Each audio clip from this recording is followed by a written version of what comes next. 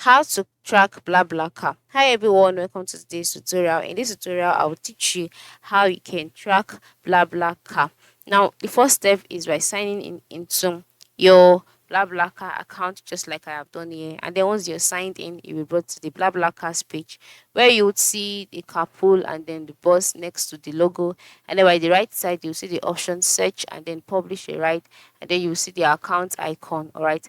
Once you click on the account icon, a box will be displayed. In this box, you'll see options like your rights, inbox, profile, transfers, payments, and refunds, log out. Then once you can see all of this, next step is to select your rights.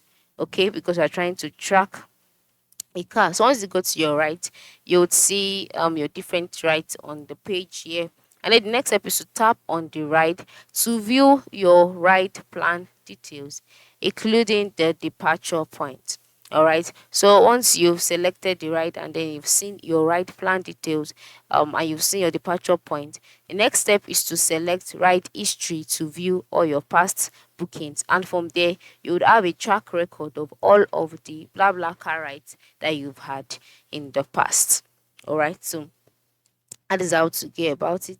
That is how you can track your BlaBlaCar online, as well as checking out details about your BlaBlaCar rights in the past. So that is it. That's how you can go about it. Thanks for watching and have a nice day.